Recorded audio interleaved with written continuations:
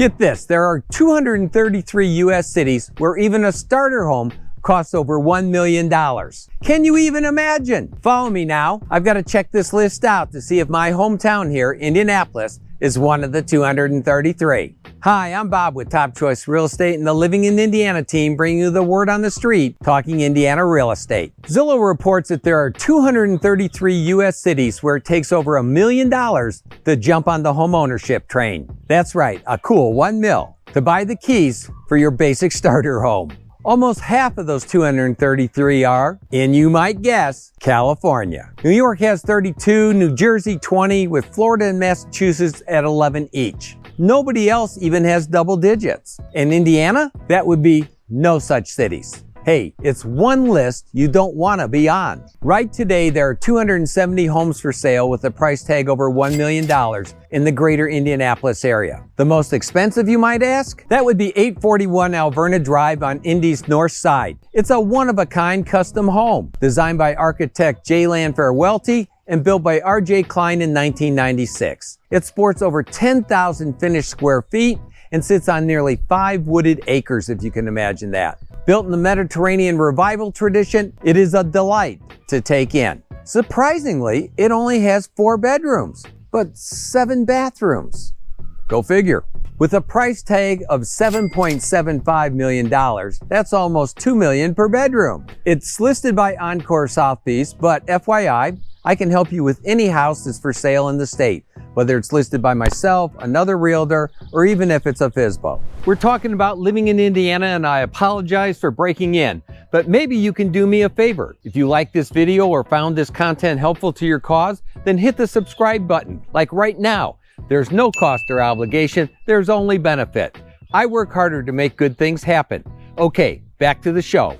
Now, I couldn't find Indiana anywhere on that list. It's good news, right? You bet. The cost of living here in the greater Indianapolis area is much lower than, well, just about everywhere in the country. The median home price in the metro area is right around $300,000, and it's been that way for a while. So median, meaning being half sold for more and half sold for less than that $300,000 number, that would put the price of a typical entry home in the ballpark of, say, I don't know, $200,000? Heck, even in the Tony suburb of Zionsville, which often sports some of the most expensive sales each year, you can find an entry-level home in the $300,000 and $400,000s. In fact, the median sale in the past 12 months was right at $700,000. So if you're considering moving here, you're going to want to pick up our relocation guide. It's free and there's no obligation. My staff and I have prepared the ultimate relocation guide, and you can get your copy below. These 4 Zionsville homes, which sold right around that 700 mark, they have around 4,000 square feet of finished living area, 4 to 5 bedrooms each, and of course they have the highly rated Zionsville schools. If you're looking for the best place to live in Indiana, or moving to Indiana for the first time, you might want to look at Zionsville first. If we take a walk around the greater Indianapolis area, we can see what kind of homes you get if you buy at the heart of the market. Okay, Zionsville is on the northwest corner of the greater Indianapolis area. If we move counterclockwise, we'll go west to Avon. Here, the median price last year was $365,000. Definitely less than $1 million for the starter home. Here's a sampling of homes at that price, which of course is more than the entry price. If you're relocating to Indiana, this just might be where to live in Indiana. Let's continue on south to the city of Greenwood, where the median price is a tad bit less at $338,000. Still, there's nice houses here, as you can see. The cost of living in the greater Indianapolis area is just a real plus. Cutting north from there through the city proper, where the range of prices is vast. Practically anyone can find what they're looking for. The median is just $268,000, and even at that price, the homes have their own charm. Let's wrap up on the northeast side with the Hamilton County suburb of Fishers. This is another very highly rated suburb with exceptional schools. The median price tag is $450,000, and homeowners do enjoy their options. If you're looking for the best place to live in Indiana, well, hey, you may have just found it. So no, it does not take $1 million or more to buy an entry-level home in the Indy marketplace. Heck, as you've seen, you can buy in the middle of the market price-wise, in the city or the burbs, and with the very best school systems for somewhere between $268,000 and $450,000. Now that's a far cry from the $1 million that you have to spend in those overpriced cities. Hey, if I can help you enjoy a highly successful experience with the purchase or sale of your next home, by all means, do give me, Bob, a quick call, shoot me a text or email. I work harder to make good things happen. Hey, you make it a great day now. P.S. If you have a home to sell, this next section is guaranteed to make you money. Watch this now. So if you're thinking about selling, have you ever wondered if you're going to have to paint or recarpet? Or maybe your brother-in-law told you that you just have to fix up your bathroom. Hey, follow me. I'm going to arm you with some knowledge so you can make the best decisions that will make you the most money. And I'll share secrets on how I sold my last 5 homes in a grand total of less than 30 days. Number 1, you are now in the business of selling real estate.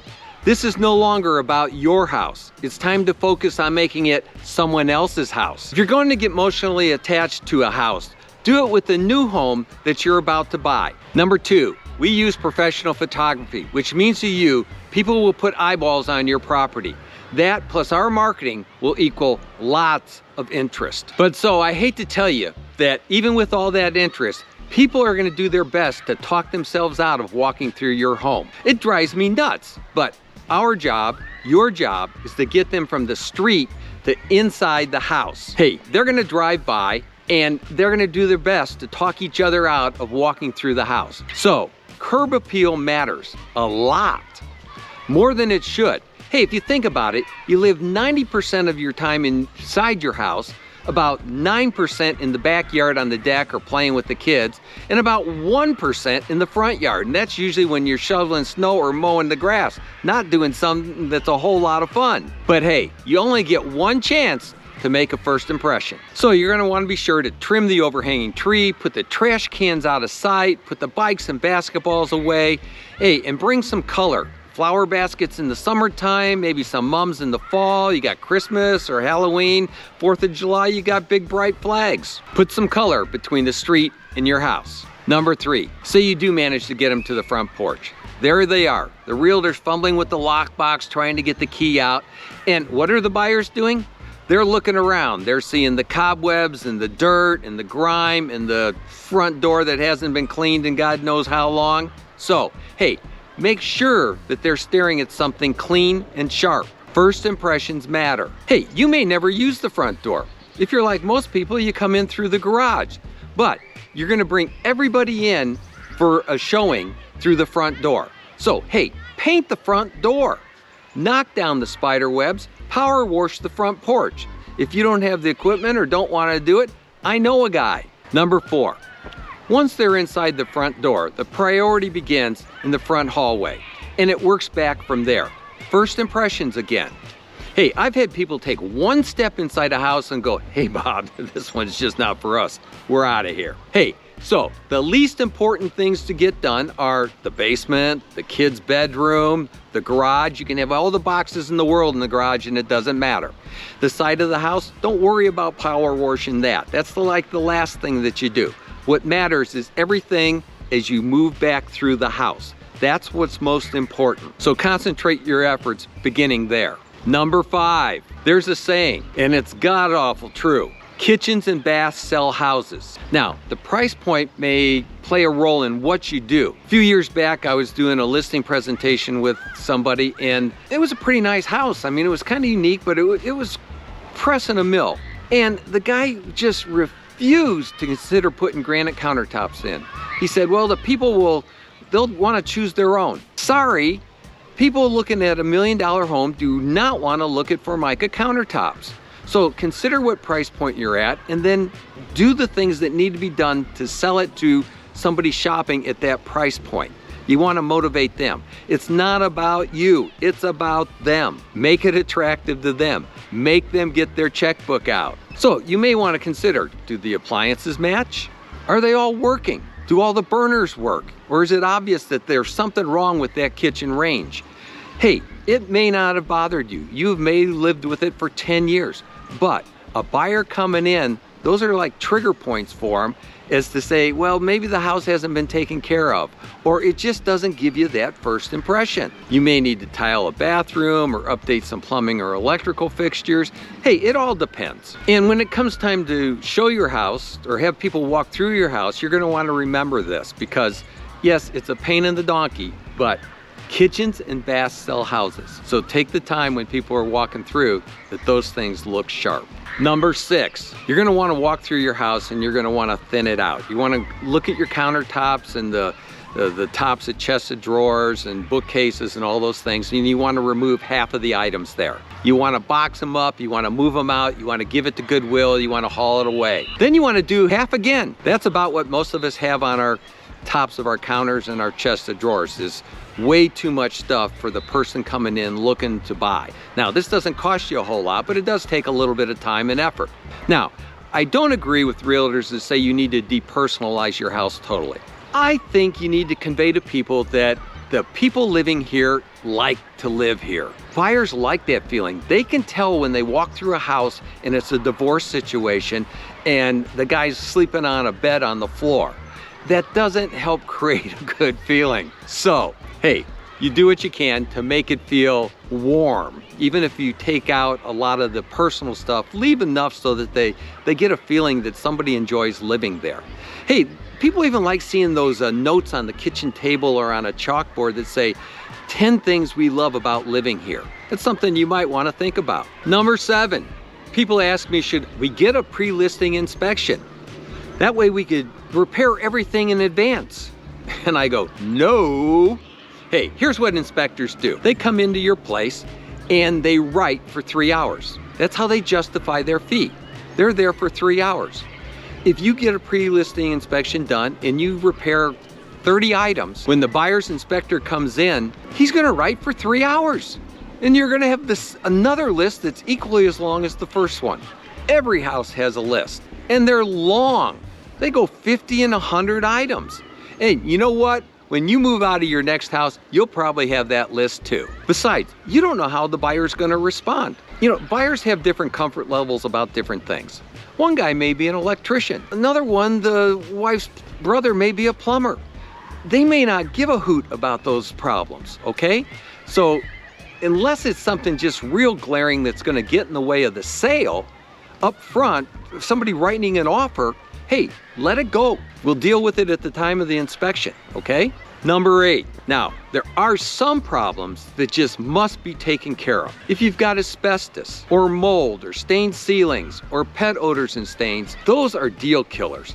I mean, people don't want to hear about asbestos, okay? It scares the living daylights out of them. If you know you got a situation there, take care of it before you put the house on the market. If you have black mold hanging off of something or other, get it taken care of before the people start walking through your house. Stained ceilings, people go, oh, I don't want to have to paint that ceiling. Hey, let me tell you, people walk through a house and it's one of the things that lots of people know, and the guy will look at that stained ceiling and he'll point it out to the wife, and then they'll walk through the house and he'll come back and he'll point out that stain in the ceiling. Now, you may have put a new roof on your house in the last year and it's not a problem, or fixed the toilet 5 years ago but never painted the ceiling. But it's a problem to that buyer, and you lose the buyer because you didn't get out a can of Kills, paint it, and then paint the ceiling. And if you don't want to paint the whole ceiling, hey, I know a guy. Not to solve these problems will cost you more than the repair work. Number 9, carpets. Hey, if they're dirty, clean them. If they have wrinkles in them, get them stretched. If they're just beyond use, replace them. And I know a guy for any of those jobs, or for laminate or hardwoods as well. And your price point may dictate just what you need to do or want to do or have to do, okay? But again, first impressions. Number 10, paint hides a lot of blemishes. And this is especially true if you have a vacant house, because when you move all your furniture away from the wall and take the paintings off the wall, there's gonna be these marks. And so the paint needs to be touched up, or the room needs to be repainted. It's a cheap fix, and it goes a long way to getting your house sold. And not just sold, but sold for the most money. Number 11, hey, you do whatever it takes to get the house ready to sell, and you got all life going on, and the kids have got ball games, and you know, all of these things, and you're tired. But guess what? The house needs to be clean, and I mean really cleaned. It needs the kind of shine. So hey, clean it or have it cleaned, and yeah, I know a guy. Okay, number 12, almost done. Remove the screens if you can. It will make the amount of light coming into your house that much greater, which people love, okay? If you live with your curtains closed, open them. Again, you're in the business of selling this property. It's not about you anymore. It's about the potential buyer getting their checkbook out. So, hey, have the windows washed. Brighten the place up. Clean windows just shine, okay? And hey, I know a guy. Number 13, let's talk about staging. It's not something that a lot of people consider, but hey, cold vacant houses do not sell very well.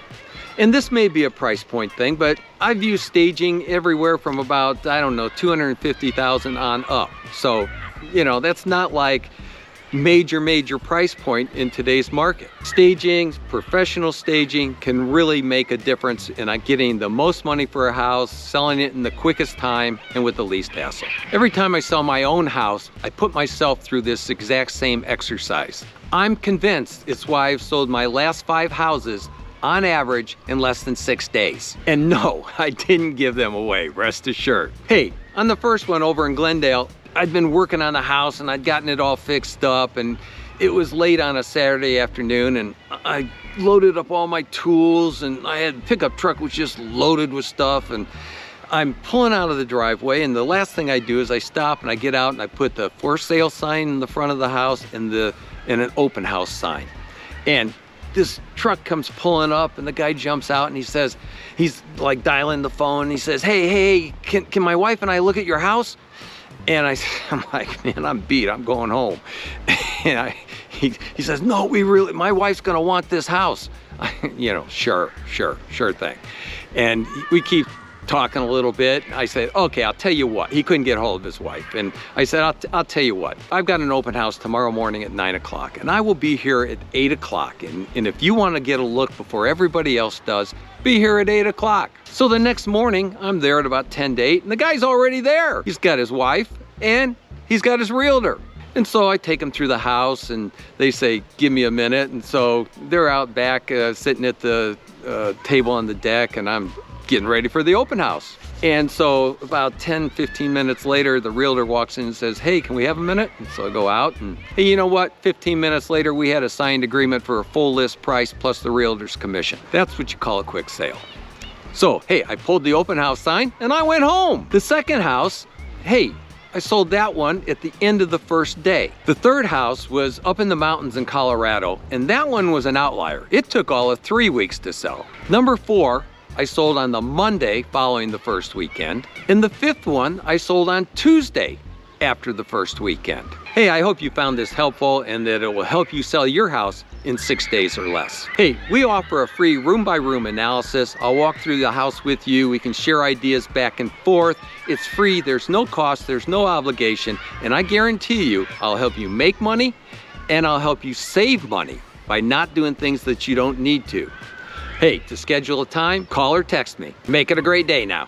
If you're considering relocating to the greater Indianapolis area or moving anywhere within central Indiana, be sure to tune in every week to learn all there is to know about real estate and living in Indiana. Whether you're buying or selling, please keep in mind, I work harder to make good things happen. Hey, make it a great day now. And if you found this video helpful, be sure to watch this next clip right now.